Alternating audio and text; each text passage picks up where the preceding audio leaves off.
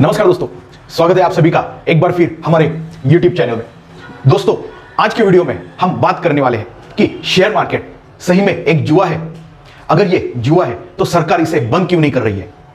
अगर share market ये जुआ नहीं है तो फिर भी मार्केट में लाखों हजारों लोग क्यों ऐसा कहते हैं कि शर्मा जी के लड़के को 10 लाख रुपए का लॉस हुआ, इसके लड़के को 5 लाख रुपए का लॉस हुआ। ये लॉसेस फिर क्यों हो रहे हैं? अगर जुआ नहीं है तो लॉसेस क्यों हो रहे हैं? साथ में ये भी जानेंगे जुआ और ट्रेडिंग में क्या अंतर है और ये एनालिसिस क्या चीज होती है, फंडामेंटल एनालिसिस क्या चीज होती है, टेक्निकल एनालिसिस क्या चीज होती है।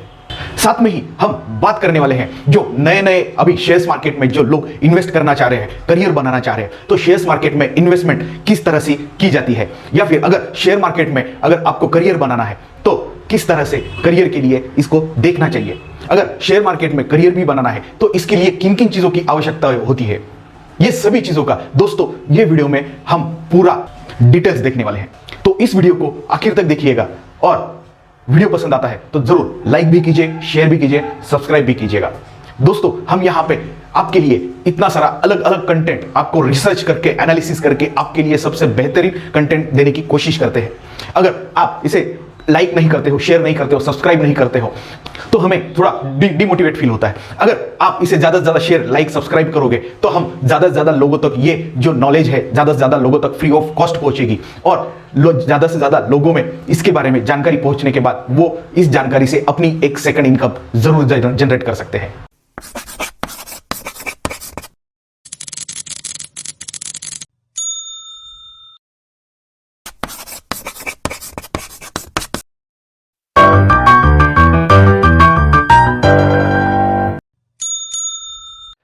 तो शुरू करते हैं आज के वीडियो को। मैं हूं आपका दोस्त विशाल और आप देख रहे हैं हमारा चैनल जहां पे आपको हर एक इंफॉर्मेशन सही और सटीक दी जाती है।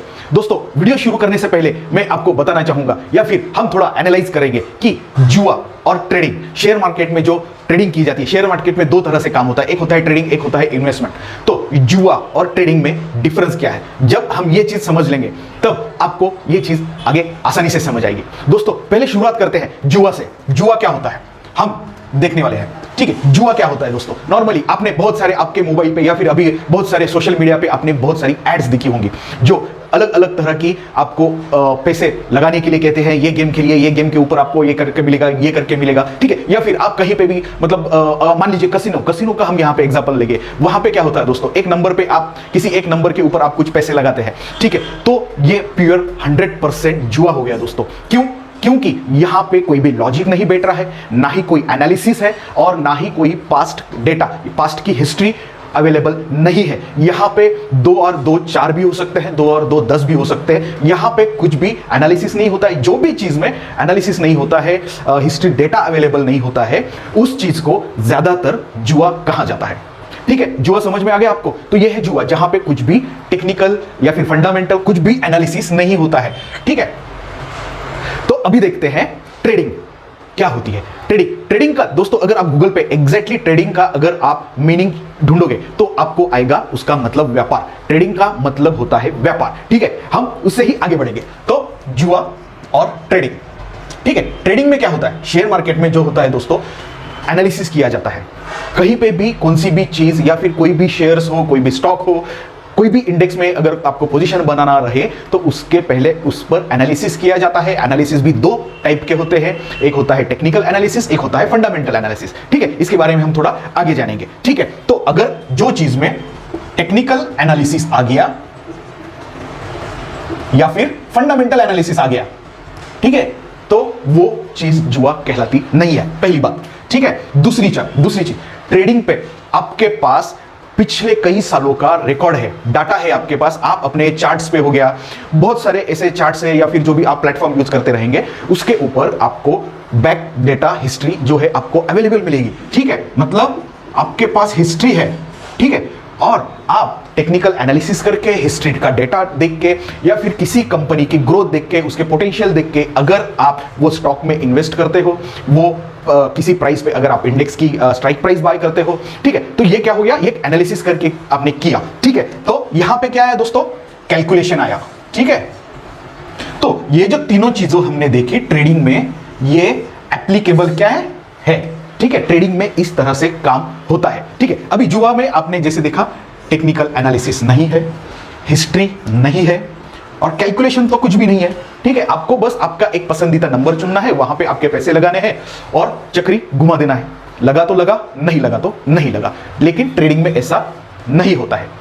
यहां तक समझ गए होंगे आप। आगे बढ़ते हैं। तो अभी आप कहेंगे दोस्तों, आपने अगर इतना बता ही दिया है तो ये टेक्निकल एनालिसिस और फंडामेंटल एनालिसिस भी क्या होता है, ये भी बता दीजिए। आइए आपको बता देता हूं। एक होता है टेक्निकल एनालिसिस, दूसरा होता है दोस्तों फंडामेंटल एनालिसिस। ठीक है, क्या होता है ये, दोनों में क्या डिफरेंस है, इसके बारे में आइए जानते हैं। दोस्तों, जब भी कोई स्टॉक मार्केट में, पहले हम देखेंगे फंडामेंटल। ठीक है, फंडामेंटल एनालिसिस में पहले हम बात करेंगे कि अगर स्टॉक मार्केट में किसी को इन्वेस्टमेंट करना है, ज्यादातर जो लॉन्ग टर्म के लिए इन्वेस्ट करते हैं, किसी को कोई शेयर्स बाय करना है 5 साल के लिए, 10 साल के लिए, ठीक है, 15 साल के लिए बाय करके रखना है, तो ये फंडामेंटल एनालिसिस करने बहुत जरूरी है। ठीक है, अभी इसको कैसे किया जाता है देखते हैं। अगर मान लीजिएगा एक कंपनी है, ठीक है, ए नाम की ये एक कंपनी है, ये कंपनी के बारे में आपको फंडामेंटल एनालिसिस करना है। तो सबसे पहले ये कंपनी के जो है प्रोडक्ट्स क्या क्या है, ठीक है, इसका पिछले 3 सालों का सेल्स क्या है, इसके ऊपर कंपनी के ऊपर एक्सपेंसेस कितने चल रहे हैं, ठीक है, इसके बाद इस ये कंपनी के ऊपर लोन्स क्या क्या है, ठीक है, इसके मार्केट में कॉम्पिटिटर्स कौन कौन है, और इसके बाद जो है दोस्तों ये कंपनी का लॉन्ग टर्म ग्रोथ के लिए व्यू क्या बनाया है। ठीक है, और ऐसी भी कुछ 2-4 चीजें जो कंपनी अपने फ्यूचर प्लान जो है अभी से बनाना शुरू कर देती है। जैसे कि कोई भी कंपनी अगर आगे के 5 साल का 10 साल का अगर व्यू रख रही है तो वो कंपनी वैसा व्यू रख रही है। ठीक है, तो आपको क्या चेक करना है, यहाँ पे प्रोडक्ट्स क्या है। मान लीजिए कोई कंपनी चप्पल बना रही है, ठीक है, ये चप्पल बना रही है तो ठीक है, तो इसका पिछले 3 सालों से मतलब एटलीस्ट कम से कम 3 सालों से सेल्स में ग्रोथ हो रहा है, नहीं हो रहा है, ये आपको देखना पड़ेगा। ये कंपनी के एक्सपेंसेस क्या है, या इनके सेल्स या फिर इनकम की तुलना में अगर इनके एक्सपेंसेस ज्यादा है, इनका प्रॉफिट नहीं बन रहा है, तो आपको यहां पे ये भी चेक करना पड़ेगा। अगर ये प्रॉफिट नहीं बना रहा है, सिर्फ सेल्स के आंकड़े दिखा रहे हैं तो भी मतलब नहीं बन रहा है। ठीक है, ये कंपनी के ऊपर लोन कौन कौन से हैं, कितने हैं, वो भी आपको चेक करना पड़ेगा। अगर ये कंपनी के ऊपर लोन भी ज्यादा रहेंगे तो ये कंपनी जो है प्रॉफिट नहीं बना सकेगी, आपकी इन्वेस्टमेंट को रिटर्न नहीं दे पाएगी। ठीक है, कंप्यूटर, इसके कंप्यूटर कौन है, अभी मान लीजिए रिलैक्सो का कंप्यूटर है, बाटा का और कोई मोची है, ये सभी जो है कॉम्पिटिटर्स अपने आप में जो है कॉम्पिटिटर्स है। ठीक है, तो ये कॉम्पिटिटर्स कौन है, ये कॉम्पिटिटर्स में ये आपको एनालिसिस करके आपको एक तय करना है कि ये कौन से नंबर पे है, फर्स्ट नंबर पे है, सेकंड नंबर पे है कॉम्पिटिटर्स में। ठीक है, आपको ये भी तय करना है, ये भी देखना है, और लॉन्ग टर्म का इनका ग्रोथ व्यू क्या क्या है, और फिलहाल कंपनी में जो है कोई करंट न्यूज भी चालू है नहीं चालू है, वो भी थोड़ा आपको चेक करना है। मतलब मान लीजिए कुछ स्ट्राइक वगैरह चालू है, या फिर मान लीजिएगा कुछ उनके इश्यूज, बोर्ड मेंबर्स चेंज हो गए, या फिर कुछ फ्रॉड हो गया हो, तो आपको ये थोड़ा सा यहां पे देखना पड़ेगा। ठीक है, तो ये हो गया क्या दोस्तों, फंडामेंटल एनालिसिस। ठीक है, और जिन्हें फंडामेंटल एनालिसिस करते आता है, कभी कभी वो लोग फंडामेंटल प्लस टेक्निकल एनालिसिस भी कर लेते हैं लॉन्ग टर्म की इन्वेस्टमेंट के लिए। ठीक है, तो अभी टेक्निकल एनालिसिस भी देख लेते हैं। टेक्निकल एनालिसिस क्या होता है दोस्तों, जो भी एनालिसिस चार्ट पे किया जाता है। ठीक है, चार्ट पे मतलब टेक्निकल एनालिसिस में जो है यहां पे आपको कंपनी के जो है डॉक्यूमेंट्स के अलावा यहां पे आपको टेक्निकल एनालिसिस जो है चार्ट पे करना है। चार्ट पे मतलब ये कंपनी का ग्राफ क्या कह रहा है, पिछले 3 सालों का, 5 सालों का, ये आपको ग्राफ के ऊपर पता चलेगा। मतलब यहां पे कुछ आप कैलकुलेशन करेंगे, कुछ इंडिकेटर्स हो सकते हैं, जैसे कि आप चार्ट के ऊपर कुछ सपोर्ट ड्रॉ करेंगे, ठीक है, रेजिस्टेंस ड्रॉ करेंगे, ठीक है, कुछ ट्रेंड लाइन है, ट्रेंड लाइन ड्रॉ करेंगे। ठीक है, यहां पे कुछ इंडिकेटर्स का आप भी यूज कर सकते हैं। ठीक है, आप जो है फिबोनाची का यूज कर सकते हैं।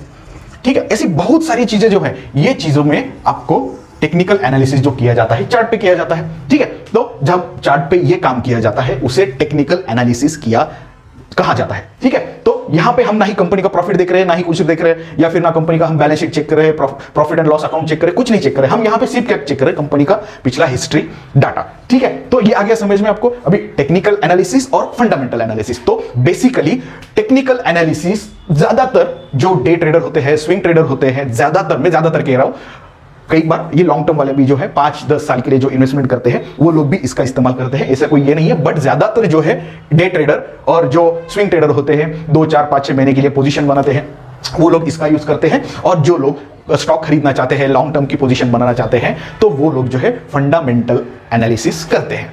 यहां तक आपको मैं समझता हूं आपको समझ आ गया होगा। तो चलिए आगे का पॉइंट देखते हैं। आगे का पॉइंट क्या है, तो अभी आगे आप सोचेंगे भैया अगर इतना सब सच बातें हैं तो फिर भी मार्केट में बहुत सारे लोग शेयर मार्केट में लॉसेस क्यों कर रहे हैं? हमने तो इसके बारे में ऐसा सुना, शर्मा जी के लड़के ने 5 लाख रुपए का लॉस कर लिया, तो भैया लॉसेस लॉसेस लॉसेस क्यों सुनाई दे रहे हैं? ठीक है, इसके पीछे भी बहुत सारे रीजन है दोस्तों, आइए उसके ऊपर भी बात कर लेते हैं। दोस्तों जैसे कि हमने क्या कहा, ट्रेडिंग जो है एक क्या है, टेक्निकल और फंडामेंटल एनालिसिस या फिर कुछ कैलकुलेशन करके किया जाता है। मतलब इससे जो है एक बिजनेस की तरह अगर ट्रीट किया जाए तो ये पूरी तरह से ट्रेडिंग कहा जाएगा। ठीक है, तो इसमें सबसे पहले क्या पार्ट आता है, एनालिसिस। एक तो हो गया टेक्निकल और दूसरा हो गया आपका फंडामेंटल। ठीक है, टेक्निकल और फंडामेंटल एनालिसिस अगर आपने ना करते हुए डायरेक्टली किसी स्टॉक में या किसी प्राइस में, इंडेक्स में कोई भी स्ट्राइक प्राइस बाय कर ली, अगर आपको कुछ किया ही नहीं है आपने, तो आपको यहां पे प्रॉफिट कैसे होगा?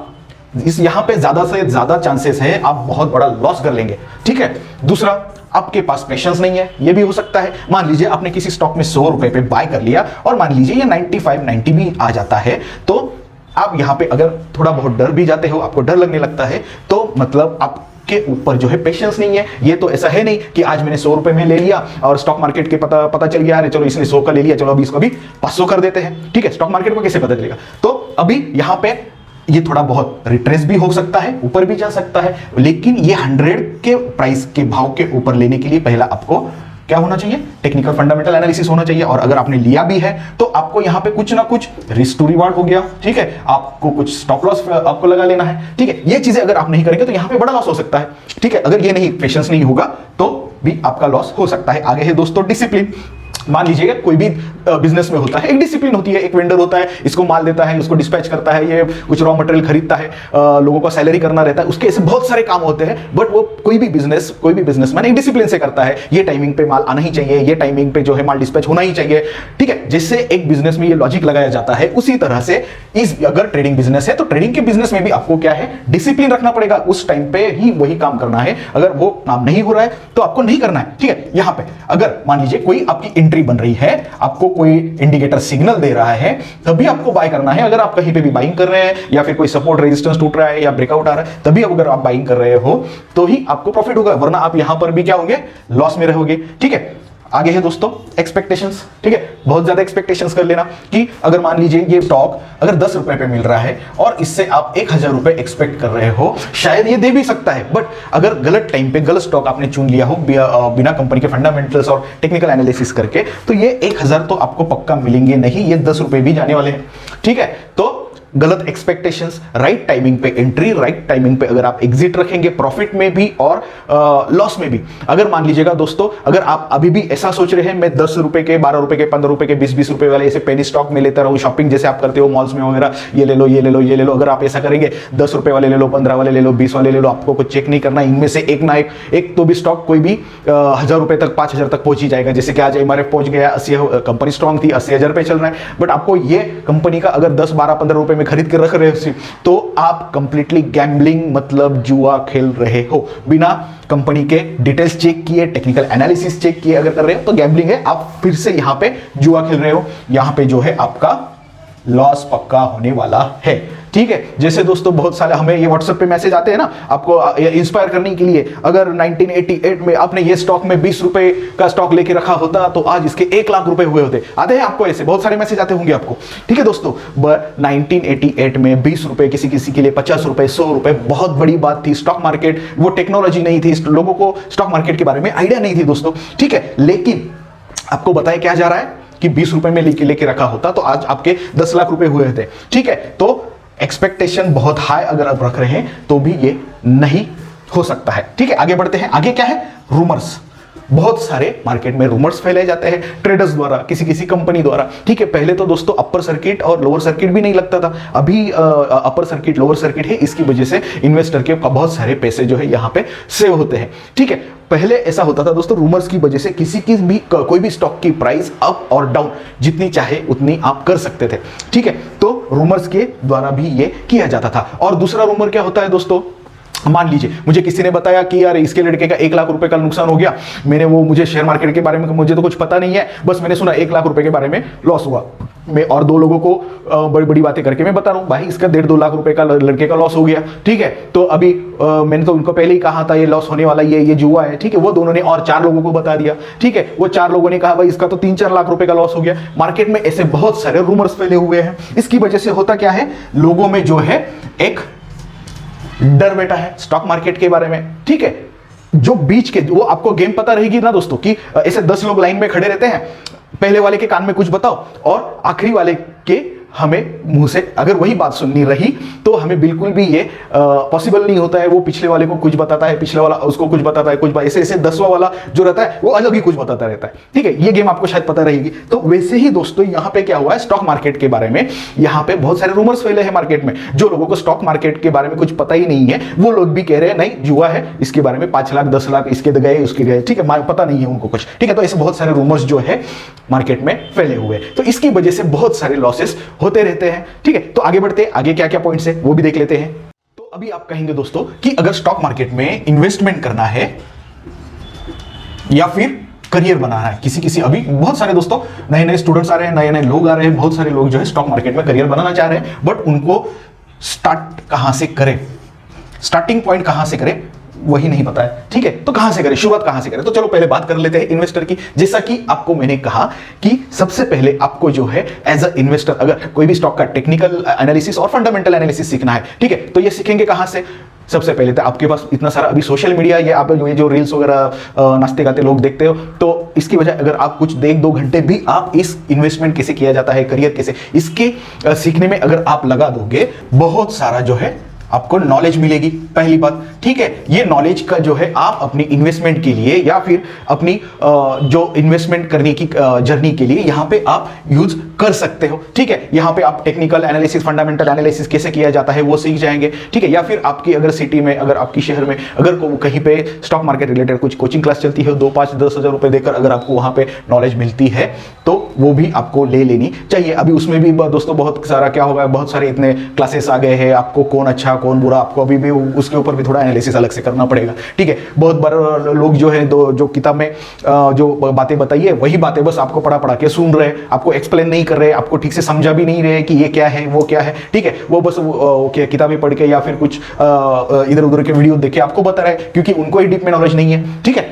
तो वहां से आप नॉलेज जो है क्लासेस से भी ले सकते हो, बट आपको थोड़ा सा वहां पे थोड़ा एक्सपीरियंस बंदा ढूंढना पड़ेगा जिसके पास अच्छा नॉलेज हो, ठीक है, जो आपको अच्छा गाइडेंस कर सकता है, ठीक है। यहां से आप अपनी जो है इन्वेस्टमेंट की जर्नी जो है शुरू कर सकते हो, ठीक है। और अपनी जो है अभी से ही लॉन्ग टर्म के लिए कुछ पोजीशंस धीरे धीरे, जैसे कि मैंने आपको कहा कि बड़ी बड़ी कंपनियां होती है, उनका फंडामेंटल एनालिसिस चेक कीजिए, ये चेक कीजिए, ठीक है। वो चेक करके छोटी छोटी क्वांटिटी में अभी से ही जो है आप कर सकते हो। एटलीस्ट आपको इतना तो पता रहेगा, अरे आपके सामने इतने सारे डेली आप जो चीजें यूज करते हो, आपके डेली यूज की चीजों में ही कितनी सारी ब्रांडेड कंपनियां हैं, आप उन्हीं कंपनियों में जो है इन्वेस्ट करना शुरू कर सकते हो, ठीक है। मान लीजिएगा आप टाटा की गाड़ी यूज करते हो, आप बजाज की गाड़ी यूज करते हो, आपके घर में कोई टेलीविजन है, आपके कोई हेयर ऑयल है, ठीक है। मैं अभी कंपनियों का नाम नहीं बताना चाहता, बट आप अपनी इस हिसाब से जो है अपने स्टॉक सिलेक्शन भी कर सकते हो, ठीक है। थोड़ा सा आपको उसके ऊपर ध्यान देना पड़ेगा। अभी मान लेते हैं किसी को यहाँ पे अगर करियर